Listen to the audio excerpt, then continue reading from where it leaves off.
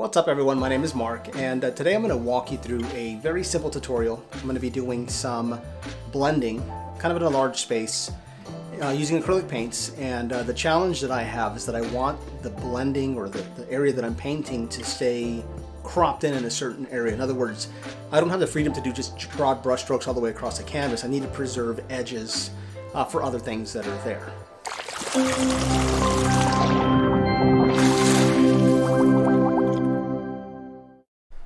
So the painting that I'm working on, this is what I mean. I'm doing a dark to light, and I'm repeating this pattern all the way around. Now I did draw out my subject in the middle already, and most artists like to work from the background and then build up to the foreground. Some people do work in these tight little spaces here with their blending. It's just very difficult and takes a long time. It's much easier to mask your edges and just do broad brush strokes and preserve your edges like I've done here. The wing is still visible here, and so are the edges of the feathers. And then here with this detail, it's still visible. And so the way that I do that primarily is by using masking tape, or I've also got other material that I use. So when it comes to tape, not all tape is created equal. I use frog tape. It's really expensive compared to other types of tape, but it works really good. This is what it looks like here. It's green, it's a little bit tacky. It won't damage your surfaces, but I don't recommend leaving it on longer than it has to be. Another tool that you can use for some really intricate areas is this masking medium. It's basically like a rubber cement. You paint it on with a brush and then you peel it off after it's done. You always got to make sure to shake it up real good. Okay, so first things first, we're going to ditch the easel. This isn't going to work on an easel just because you're going to be putting excessive pressure on the canvas itself. So let's get rid of that.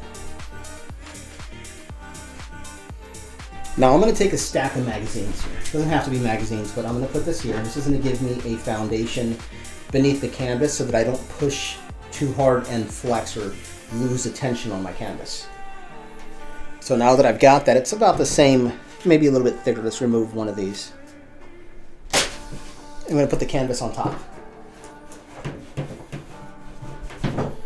Okay, the section I'm going to do is this one here. Not very intricate, but we do have an edge. We have a little bit of a feather right here, edge, and then we got a little bit of a wing that cuts off, and then we've also got this little piece of flame right here, and then we get into this tight little area in here.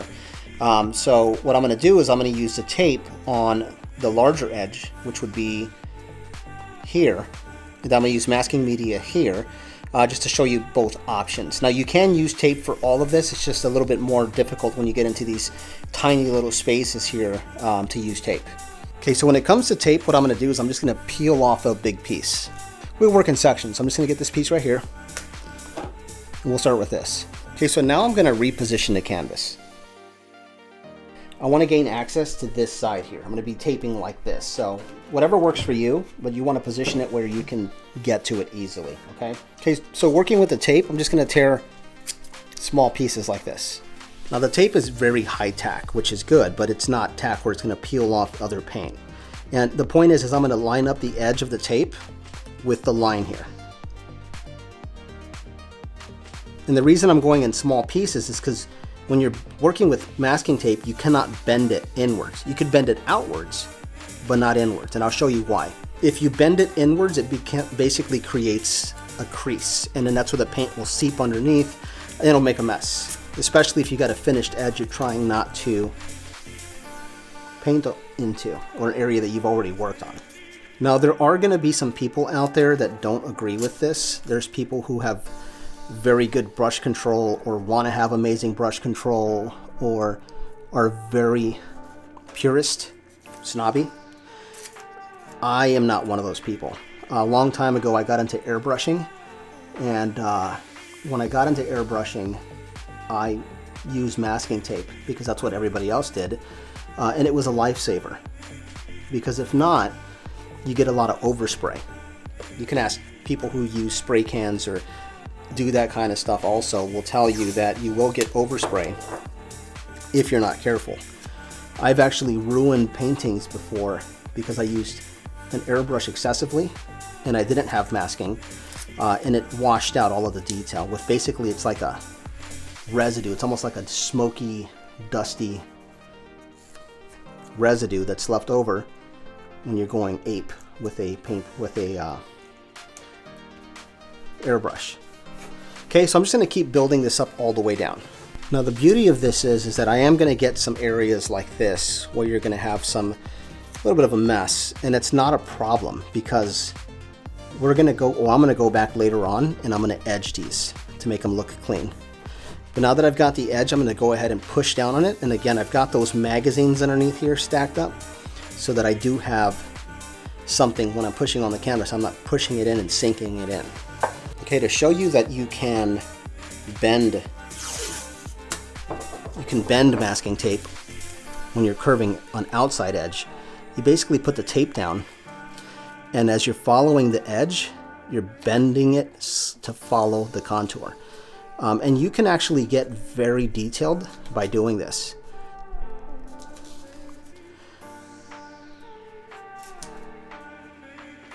It's not as precise as the way I just did the other one, but it gets the job done. And you're okay to bend it this way because this edge doesn't lift, but you'll see all the crinkling on this edge, and this is why you can't do masking tape on that side, but you can do it on this side, if that makes sense. Okay, so now we're going to use the medium for the areas here that are a little bit more intricate. Now you can pour this stuff out into a container and then do it from there. I just dip my brush directly in here. And when it comes to your brushes, I would recommend using a disposable brush. You don't want to use a really nice brush because you will get all this residue in here. It especially gums up along the base of the brush there, and it's really messy. So it will destroy your brushes over time. I'm going to get a small amount on the brush head, and then we're just going to apply it and just literally paint it onto the area that we're masking. Now I will recommend to use a liberal amount. Use a lot so it leaves a bead like this, but be cautious because if you use too much, you can go over the edge, and then you're basically gonna prevent yourself from painting onto the areas that you actually want to paint. But as you can see here, this is a lot faster than using the tape. And given the cost of the masking tape that I'm using, it's probably just as cost effective. Just looking to prevent myself from painting onto all of this area here that's already finished. Now you want to be careful because once it starts to dry, if you go back and try to paint another layer, you'll actually start peeling it up. I just prefer to do 2 layers so that I know I got a good coating, and it also helps me to lift off the masking a lot faster. Okay, so now that we got that painted, we're gonna go ahead and let it dry. The downside to working with this stuff is that it does take about 30 minutes or so for it to dry with this stick as I'm working with it. The brush I can just clean off with water and then use a paper towel. At this point, the medium has dried. It's been about 30 minutes and it's ready to go. So what we're gonna do now is we're gonna get our paints ready. And I'm gonna use, this is my palette here. It's actually, you put deviled eggs in here and then you put a cover on them and you take them to a party, right? This is my cheap option for a tray so that you can save your paint. I'll talk about this maybe in another video, but let's go ahead and add the paint.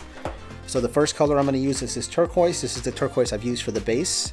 I'm gonna put a tiny amount, and we don't even need that much, into one of the cells here, just like this. That's probably too much. Now I'm gonna take some cobalt blue, just a tiny amount.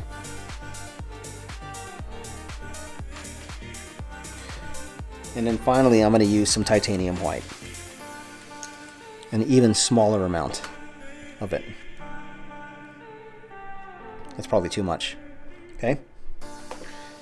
So now when it comes to making the color blend smoothly, there's some different options you've got. Now, if you've ever tried to blend paint directly out of the tube, you know it gets very sticky and gives you like this very granular look, and we don't want that. Now your art store, the art stores will sell you some mediums you can use. This is a slow dry blending medium. You just basically add a tiny bit to your paint, and then it basically will make it to where it doesn't dry very fast and it blends easier. Golden actually has a flow acrylic release. This is also good for helping you with wet on wet technique is what they call when you're trying to blend like I'm doing. Golden also has an item that's called a retarder, and what this does is it actually makes your paint dry slower, which is very helpful for wet-on-wet techniques as well. We're not going to use any of this stuff. So when I first got into painting, I was dirt poor, and I couldn't afford anything fancy. So today I'm going to show you my technique for the poor guy. I'm going to be using a flat brush. This is a broad flat brush, just because the area is so large. If I was painting one of the smaller areas, I'd be using a smaller brush. This is kind of a chisel flat. I really like this brush.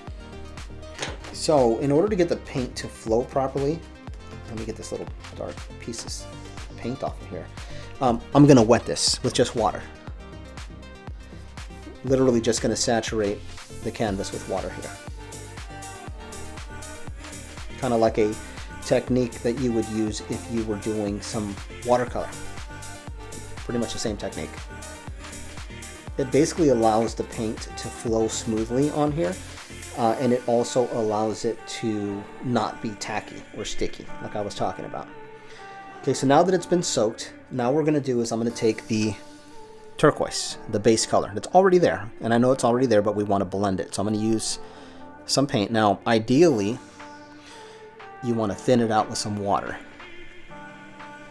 We only need like a wash, so we don't need a large amount of paint. And this is going to be sticky. This paint is actually pretty old. I haven't painted in like forever, so my paint will get tacky on me. It's just because I let my stuff sit in the garage for years. So what I'm doing, and you can see here, is I'm basically taking my thick paint and turning it into a thinner paint with just water, okay? So now I'm going to apply the turquoise to the canvas. And because we masked it, I don't have to worry about being overly cautious on the edges, which is the benefit. This is why we do this, because had I not masked this, I wouldn't be able to work so freely. I'd be under a lot more restraint. Now I want you to notice that the paint color underneath here in this little spot is still visible, and that's okay, because we're going to build up on it.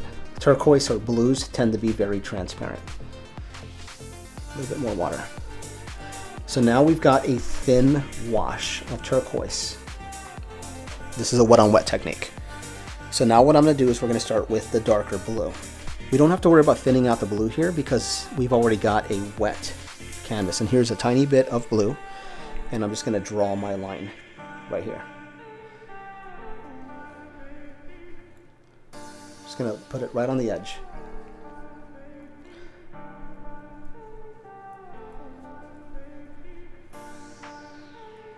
And once I've built up enough of it, because we want it to be pretty blue on the edge here, okay? Now I'm going to blend it. I'm just going to start here and basically half on the tape, half on the canvas. And I'm just going to start blending it back and forth with long strokes, ideally. And we're going to carry that blend towards the center. And you will notice here, it's kind of lifting a little bit where the paint is kind of picking itself up. And it's because I'm running out of blue. So I'm going to add more.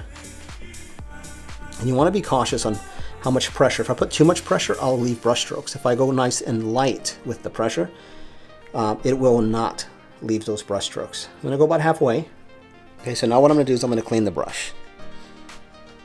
Okay.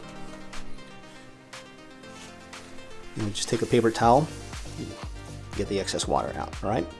What I'm going to do now is I'm going to add more turquoise now because it's starting to dry. A little bit of water, a little bit of the turquoise that I mixed earlier, and I'm going to wet again just to re-moisten this area here, just on the very edge. We're going to put white from here all the way across. So now I'm going to take some white. We don't need much of the white. And I'm just going to basically draw along the edge of the tape. Okay, that's what I need. And again, because I masked it, we can be very comfortable knowing we're not going to mess up our edge.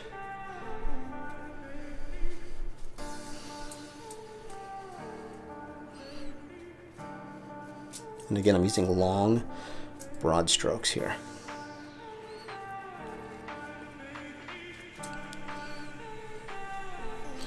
Okay, now I'm going to clean off my brush again, dab it on a paper towel. We're going back to the turquoise. and I'm going to put it right back down in the middle, like this. And I'm going to go back towards the white edge because I want to make that smoother. Okay, I'm going to leave it like that because what's going to happen is if I continue to work that, I'm going to overwork it. Okay, so right now the paint is still pretty much wet, but what I'm going to do is I'm going to go ahead and peel my mask off now. And I want you to notice that the adhesive that we put down, or the masking stuff, is coming off like when you put Elmer's glue on your hand. Remember as a kid? And we'd peel it off, and then here's the tape. So we've basically done a nice smooth blend without going over the edges we didn't want to. This little area here on this crown is still intact, and so is the edge of the wing and the edge of the heart over here. So in a nutshell, that is how you do masking, and I'm just going to continue all the way around. Thank you for watching, and please support by subscribing to the channel so that I can continue making videos like this for you guys. And in future videos, I'll continue working on this particular painting and show you some different techniques.